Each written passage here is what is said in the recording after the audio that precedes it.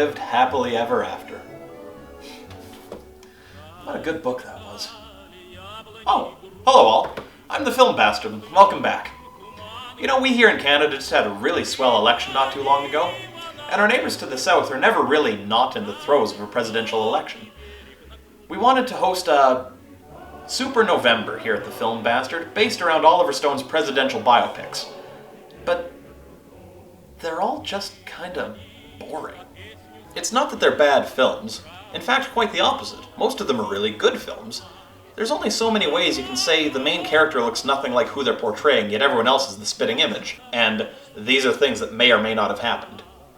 Even with our Stone plans down the crapper, I still feel like we should review something even slightly political, if for no other reason than to not let a flimsy concept go to waste.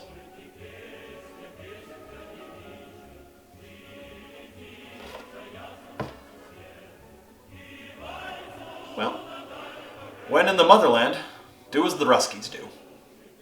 The history of Russia is interesting, expansive, and incredibly violent. Coups, assassinations, and other politically charged deathenings have been the order of the day for hundreds of years. And what better way to learn about Russian history than through a French-Canadian comedy? Yeah, this is the Trotsky.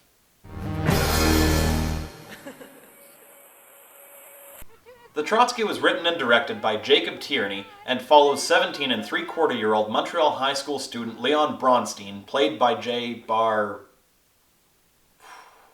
Baruncle? Barnacle? Bushnell. Whatever. It.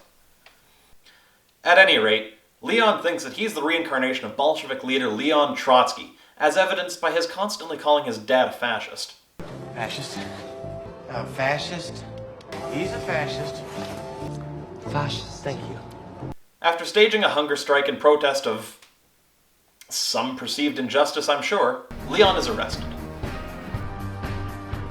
This further perceived injustice causes Leo to track down and stalk creepily Frank, played by Michael Murphy.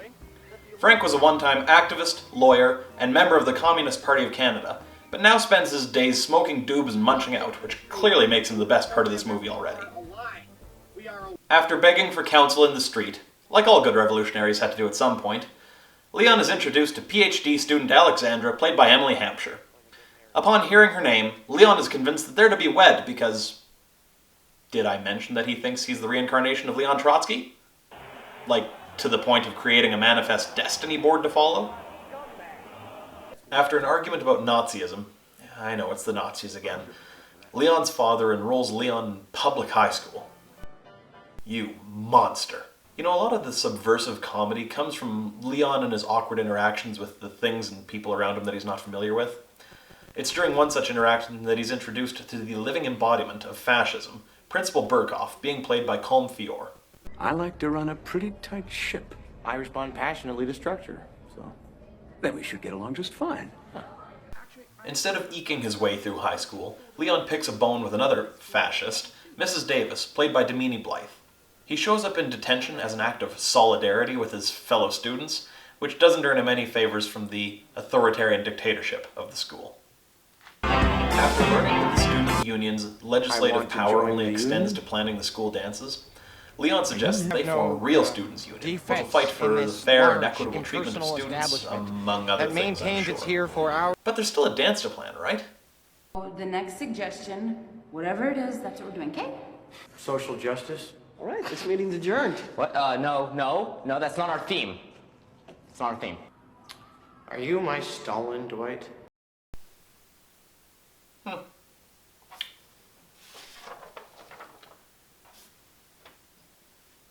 I'd say that's a fair question. Things get weirder and weirder as we're simultaneously following Leon's dual loves of public shit disturbing and attempting to win the affections of a woman a decade his senior. And it gets weirder and weirder because things actually start to work out for him. After a steamy one-night affair, Alexandra accompanies Leon to his appearance on E-Talk with Ben Mulrooney, who you might recognize as the son of the guy who introduced the GST to Canada. I know.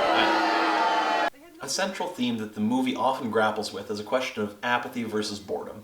Interesting theme. We'll let Leon here explain the difference, shall we? Apathy's the condition of not caring. Boredom.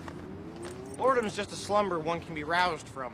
This question culminates in a student walkout that Leon has organized. However, things don't go quite as planned as the students treat the walkout like nothing more than an extended break.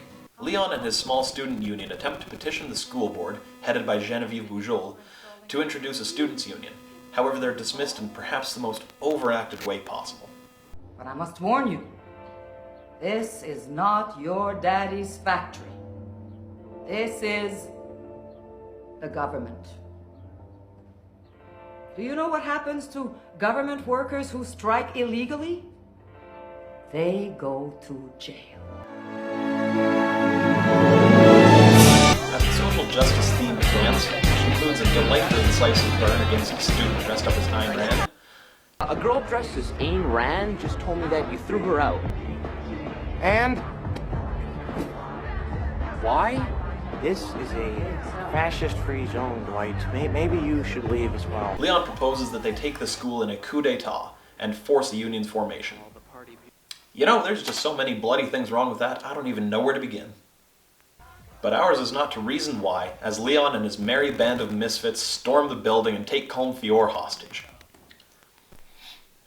After fleeing the accessory to forcible confinement charges that are sure to be pending, we find that everyone is gathered at the local trendy coffee shop for the obligatory "I don't know what to believe in except what's right" speech that's intended to spur everyone into action before the resolution.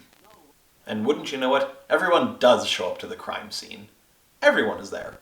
Frank, Alexandra, Genevieve Boujol, and every 14 to 18-year-old extra that Montreal had to spare.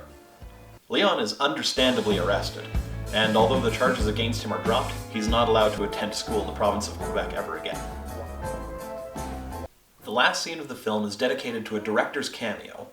Leon tracks down the second of his two muses, Vladimir Ulyanov, who will act as his Lenin as they work together to introduce a communist paradise to all of Canada.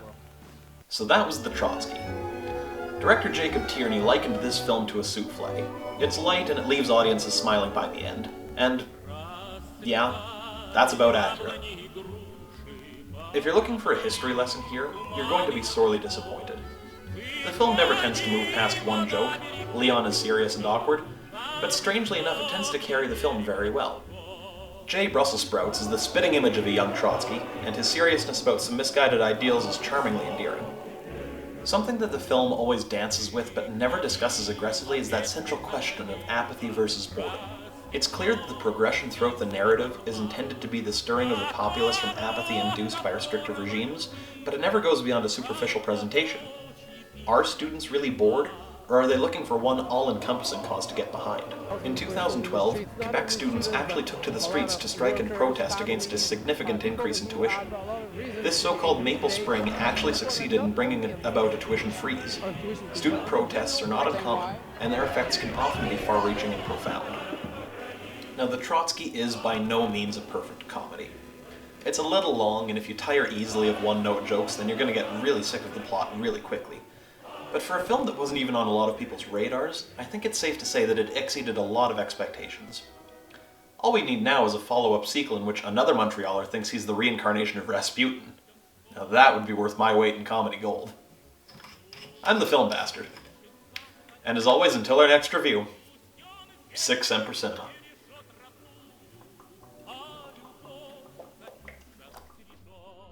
So you know it's based off like Marxist values, right? Yep. What if they managed to go and meet Karl Marx? Karl Marx has been dead for a long time. Yeah, exactly. Think about it. They're going to a graveyard at night, digging up his corpse, Weekend at Bernie's, this sort of stuff.